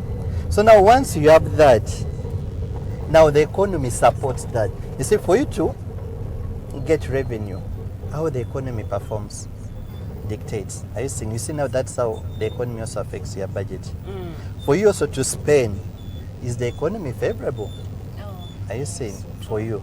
So all that in one way or the other has an impact on our budget. What's gross domestic product? Gross domestic product is just the value of goods and services that is produced within the jurisdiction of a country in a given period of time. Is it important? Yeah, it does, because you see, in that basket, you are looking at the value. What are you producing in terms of goods and services? And you know what you produce as goods, you are going to sell. I think it has some monetary value attached to it already. Yeah, so it's quite important. What are some other ways should we have to measure economic growth aside from that GDP? You see, growth, we could use the Human Development Index. We need to move away from GDP as of now, because GDP doesn't reflect so much about how it impacts on the person. Because you can say GDP is growing at this much. Remember, that is just the value, goods and services. Okay. But if you come to human capital, a human development index, it's more direct on you and me. How has that growth impacted on me or you? Yeah. Do you think the community should put much interest in knowing the GDP of a country? What does it do? How does it help the common person? Because it is stipulated that by our GDP per capita will be reaching 1,020. Should Ugandans be worried? Should they be excited? I don't think as a country we should focus much on GDP. No, that shouldn't be our biggest focus. We shouldn't. To Haida Nicholas, thank you for watching. You are watching live from Lilian. I'm going in for some questions from our viewers, 2 or 3, before we conclude our program. Rogers to Yahweh Abuza, but how do you compete with them when the government only supports the foreign investors? Government suffocates local businesses and provide incentives for the foreigners. I think he's saying, how do the local investors compete when the government only supports the foreign investors? Now, that calls for a policy shift. You see, we also need to have that inward looking. Much as these foreign investors are benefiting, not all of them, by the way, we should make that, not all of them are benefiting from these tax holidays. There are few who are benefiting. So now we need to get a balance between the foreign and the domestic investors in the country. What should we do? To me, we need to promote more of local investments. You see, there is a policy that government came up with, the local content policy. We have Bubu, Buy Uganda, Build Uganda. All that is centered around enhancing domestic manufacturing. Yes. So, one big thing that we still cry for is the president to assign to the local content bill. It has been passed, and this bill, once put into play, it's going to boost this Bubu policy because now it ring fences certain expenditure just to focus on the domestic. Yeah. Okay. Another question from Rogers. Breaking down the national budget and equal resource allocation seems to be the grand problem because government only looks at the established entities. How do you think the SMEs can tap into the national budget equally? Okay, SMEs, actually, initially I told you they are our pillar, the engine of growth. Yes. They employ so many people in this country. So now for them to tap in, we need to see their skills enhanced. We need to see them producing goods that are competitive, that can compete within the domestic market, the regional market, and international market. However, right now, we have so many fake products on market. Now, that comes because UNBS has not been adequately financed to carry out its mandate. You see, we are not carrying out enough tests. on the goods that we import and produce locally. So once these goods don't meet the bare minimum of standards, they're not going to be competitive. That's why you see, you as a person, you may prefer something that was produced in another country and not even buy what was produced here because of issues of standards and qualities. So now, for SMEs to really tap into this, government needs to invest in what we call common user facilities. Now, a common user facility is like government sets up a workstation where you come and produce from there. I think everything has already been set up for you. For example, if you're going to make juice, you find the machines that you need, everything, it's there. Bring your raw material, I see, and produce and be able to sell. So now those are the things that will boost the SMEs and make them more competitive in the market. Looking at the quality of products that you have on market that are produced by Ugandans, some of them are not that good. Should we say that corruption is also playing another part in the kind of products that are put on market? Because some of them have even the URSB sticker on them, but then the quality isn't that good. Yeah, you see, when it comes to quality, a lot comes into play. Quality, for example, if it's an agricultural value chain, how did you produce that product? Did you use so much insecticides? Were the insecticides the pesticides that you use, were they of the right quality? Did you even spray them in time as you were attending to the pest that has attacked your product? So you see, all that chain, from how we handle that product, right from planting, we produce, we add value to it, we package, it's a long process. So now UNBS has a mandate to play. Their mandate is broad. Because one, they need to ensure whatever inputs are coming in of the right quality. We need to stop counterfeits from coming into the country. So once that is blocked, we have solved part of the problem. Now, along the processes, because you see there are standards that are set, like for this good to qualify, you need to have met this required standard. So UNBS has standards that have been developed. However, the challenge that SMEs have, not all of them are aware about the standards that UNBS has developed to guide their production processes. So now the call is, we need to ensure all these standards are disseminated so that someone who goes into production, manufacturing knows, for me to produce a given product, these are the benchmarks. Once I don't meet it, it's not going to compete favorably in the market. So that awareness creation is still lacking. Yes, UNBS is doing it, but not much. We need to make it really reach out to everyone. Yeah. Talking about quality, UNBS. Pepis, you just lost me as a customer last year. I buy your soda, it has some substance inside, and we reach onto you, and your PR comes out saying it is defamation. It was just bad. You sell these sodas that are even expired, we reach onto you and you say we are doing defamation. Pepis. You should have customer care. You should have me, I have to call them out because I have the product. Even if I come now, I have the product. I kept it for reference. I kept it for reference. So, the id of Pepis is, I don't want to mention his name, but your PR is doing a bad job. He's doing a bad job. I think he should go into a refresher course to know how customers are handled. I was a very good customer. You just lost me. So losing me, you lost my family, you lost my close friends, because I will have to talk about you everywhere I go. Even when I see a friend buying Pepsi, I will tell you Pepsi is not a good product. You have to first check properly before you take it, or else you are in for danger. Your health is not...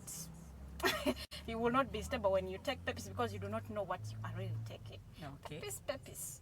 But that aside, Pepis bana imwetereze muyige bakwata abakastoma. So even UNBS ngekitongole Actually, you know, because one time as I was raising my concern about puppies, some other person came up with with another response about UNBS. I took there my bottles of Renzo Linga, nebangamba take out tujja kuddira. But these things we have abambagala mlete ebidagantage. We have it, and UNBS, you are also not doing your job because we told about into ekijja katale na UNBS, you are there. What is your work? Mukola ki bino bintu biyitawo okubeera nti bituuse mu bantu nga mwete mubikoze, and then after some time, that's why some people say it's corruption. It must be corruption. No, it can't be corruption as such. They're also understaffed. Let's also take that into consideration. UNBS, they're really understaffed and they're not adequately funded to carry out their mandate.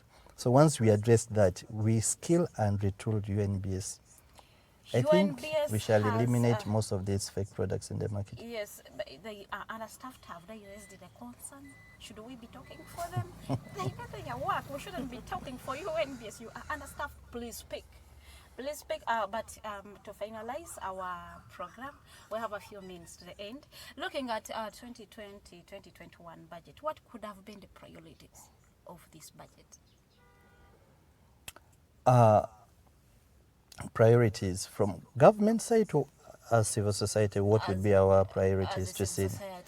Okay, our priorities, if we had to list out core, we want to see an improvement in domestic revenue mobilization. We want to see an improvement in public investment management. We want to see an improvement in debt management in the country.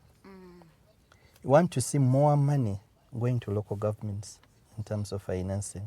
You see, local governments are the forefront of delivering services. But if you look at the allocations that are always given to them, it doesn't match the type of work they're supposed to do. So we are advocating for more financing to local governments. We're also advocating, which is really critical, financing for the contingency fund. The law is very clear that you have to appropriate 0.5% of the previous budget to address contingencies. But unfortunately, even this coming budget, there is no allocation. And remember, these contingencies address so many issues. Corona came in. We had not planned for it. I see. So we had nowhere to fall back. We had the locust. Remember the locust story? Yes. When locust struck, there was no money. I don't know the money that was got, we don't know what it was used when flood struck, we had flash flooding. Victoria was expanding, busting its banks, all these major lakes. Bududa side, there was a landslide. So now, all that money, for us to prepare adequately, the law actually planned for it. Have money in the contingency fund, so that once any disaster strikes, we have where to pick. But what happens, we don't plan for it, we don't appropriate money, a disaster strikes, we start looking for supplementaries. Where can we get money to address these kind of things, you see? So now that is poor planning on side of government. So our biggest priority, please allocate that money in the budget. Then finally, clear domestic arrears. There's so many people that government owes money. So we are saying, please pay them up. In this current budget, I've only put an indicative figure of 400. You see, 400 billion.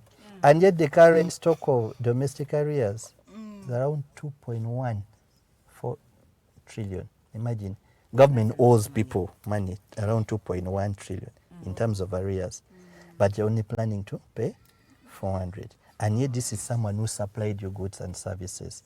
And yet this is someone who won a court case against government. And he has been awarded something.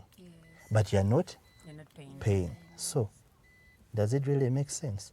So those are our priorities. So we are pushing for that. Government can address those priorities. Yeah, we are moving on the right track. So when these priorities are not met, like they're not considered, you wait for the next financial year? We don't have to wait. We always voice it Any opportunity we get, we shall talk about it. You see, today I'm with you, I'm talking about it. Tomorrow again, when we meet, I'll still talk about it. So it's a process. That engagement is a process, because if you don't talk about it, people forget about it. They think Once it's a no longer a budget is concern. read, can it be adjusted along the way? Yeah. How? Because we have supplementaries that also come in.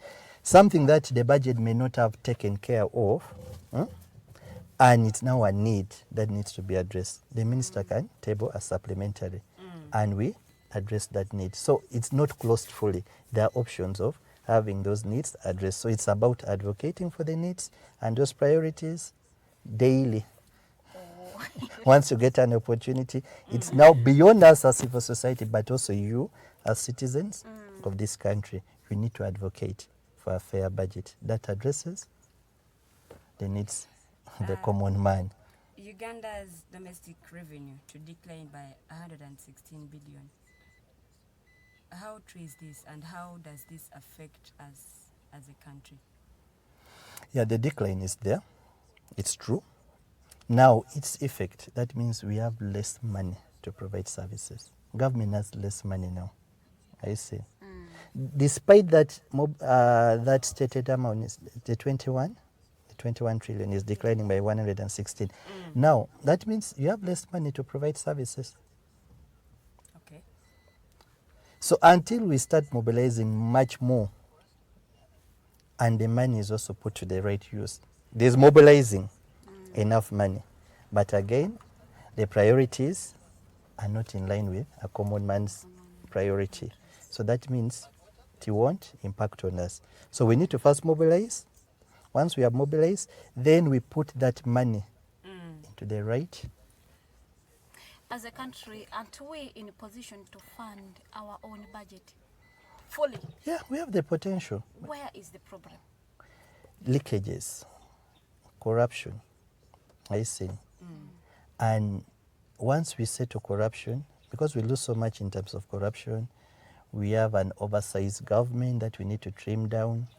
We have MDS agencies. There are so many who are doing, the roles they're doing are duplicating what the other is doing. So once we start narrowing down and addressing such issues, we shall have enough money, because our expenditure is more than what we put in. So if you want to fully fund, first cut on your expenditures. Only fund what is a priority. Entities that are just drawing money and are not productive, shut them down. I say, cut down on corruption. So much is being lost. So once all those avenues of leakages are closed, we shall have enough money. So should we say the government is not playing its role of fighting these leakages? For example, corruption. A lot of money is being lost now on corruption. Yes, we lose so much on corruption, much as, yes, some few people have been prosecuted in court. I don't think they have done enough. More needs to be done. Yeah, real more needs to be done. May you please say your last remarks? Okay, thank you. I would say I'm grateful for the opportunity that the Alternative Uganda has given Civil Society Budget Advocacy Group to speak about the budget. We believe it's good. As citizens, we need to take more interest in the budget, because the budget, it's not only a government thing, it's something that affects you and me. Yes, sure. So the day you take interest in the budget process, you will see a change. Please utilize all the spaces that government has created.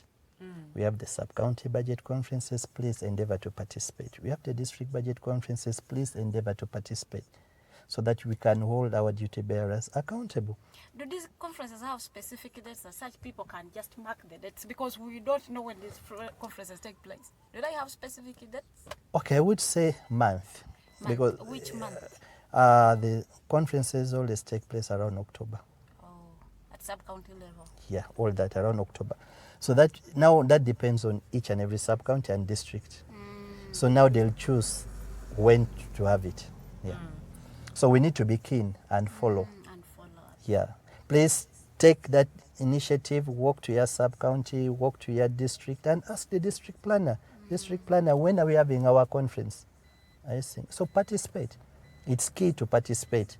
Let us demand, participate, and also be responsible citizens. Yeah, I think that's my... No,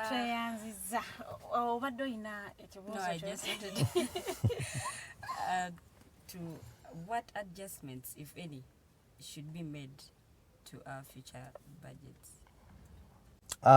If you are to make adjustments, I think we need to invest more in human capital development and agriculture, agro-industrialization. Those are the major areas where we want to see more money going into. And we also would love to see more money going into trade, as well. Budget policy specialist betubadde naye munange gwe abadde atulaba tutandise nawe kusaawe emu ne Mr. Kalohanga ngakuwa ebyabadde bifudde mu wiiki amawulire agawano ne wali tulowooza nti olina kyoyize olunaku lwaleero obadde omanyi budget omugaso gwayo obadde omanyi nti naawe olina okwebudgetingira ng'omuntu yadde esente zizo ziteekeko ka budget akatonotono obadde omanyi nti munnange kyankizo nnyo gwe okumanya national budget biki ebiwo esente mmeka eziweereddwa healthy sente mmeka zibateese mu nguudo lwaki olowooza nti ate enguudo zeeri bazikoze nnyo okusinga ewiwo gy'obeera you even know sente ezo baziteeka era lwaki some other regions have more good roads than others. Banayi mutunuulire nnyo national budget eyo yankizo nnyo kuba yebeerako sente zebagamba wane sente zino infrastructure. So infrastructure bwe tuzitematema infrastructure tutegeezezza ki? Okay, masomero where particularly Western Uganda, Eastern Uganda, over Central. Panange, tutunuulire nnyo gwe mwezi tubuzayo emyezi. We are intentional in our guests.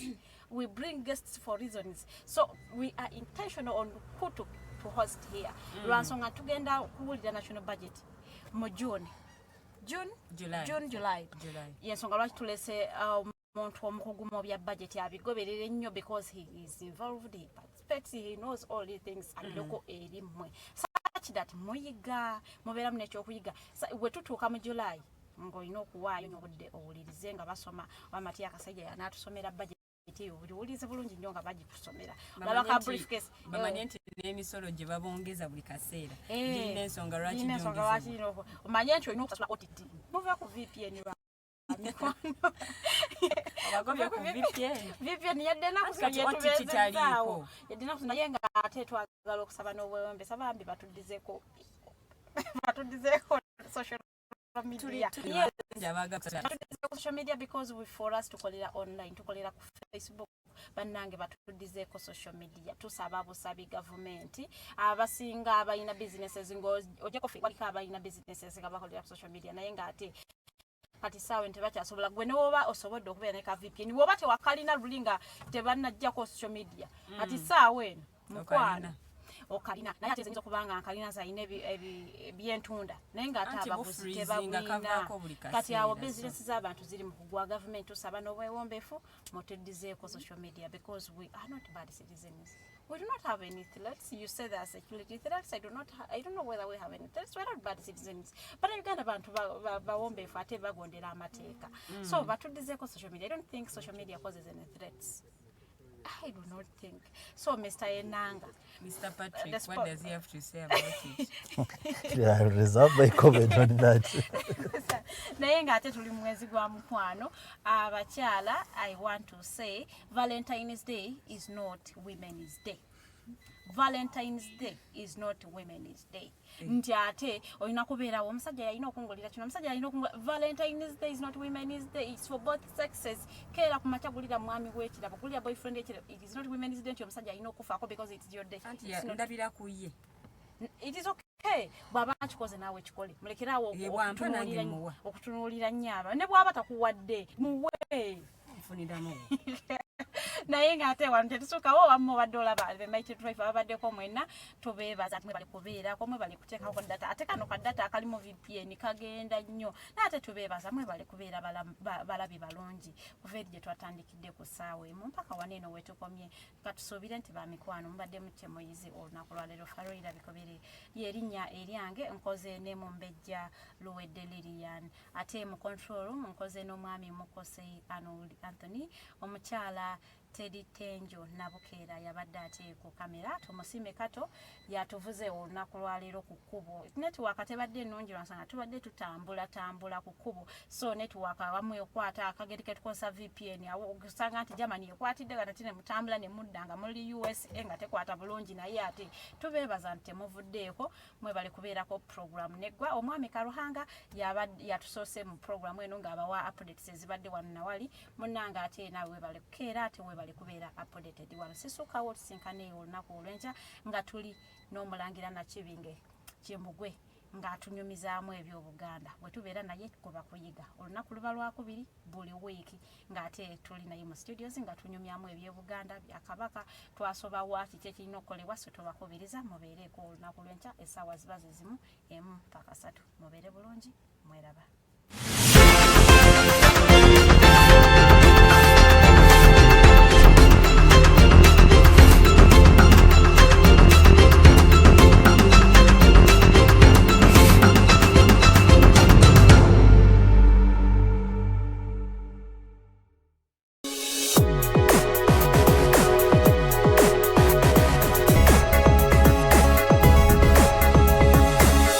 The Alternative Dig Talk.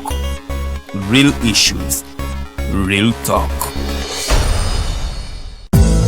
Bannayuganda bannange, mu kaseera kano ng'eggwanga liri mu kusoomozebwa kw'ekirwadde ki COVID-19, tubakubiriza okukuuma emirembe mu bitundu gye mubeera n'okukomya obutabanguko mu maka. Mwewale okukwatibwa ekirwadde ki COVID-19 nga mugoberera okulungamizibwa kwa Minisitule y'ebyobulamu naddala mu kaseera kano ak'okunoonya obululu. Obubaka buno bukutuusibwako Uganda Women Parliamentary Association UWOPA ne UN Women ne buteekebwamu ensimbi aba EU Spotlight Initiative.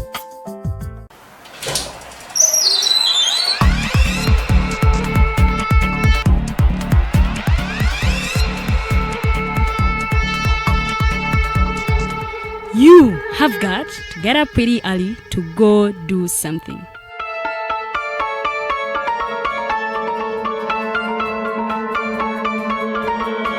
We are the Alternative Dig Talk.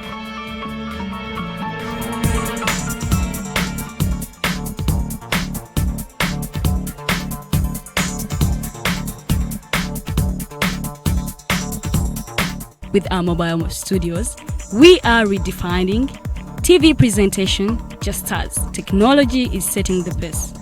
We are blending our approach with fresh, perspectively designed breakfast show, The Mighty Drive, informative and entertainment show, exclusive and live interviews. President Museveni wadde juzi namulaba apima akawunga kilo 2 tasobola kalya nini bwaba alya kilo 5 oyannema okuliisa eggwanga ne bwe limundekera. Njagala kwebaza the Alternative Dig Talk etuwadde kano ka Mighty Drive era n'abatuwuliriza bonna abali ku mikutu njagala basaba mugende mu maaso n'okuwuliriza. All given to you just a click away on your phone, tablet, laptop and smart TVs as we are streaming live on our social media platforms, on the road and on the go. We are the Alternative Dig Talk.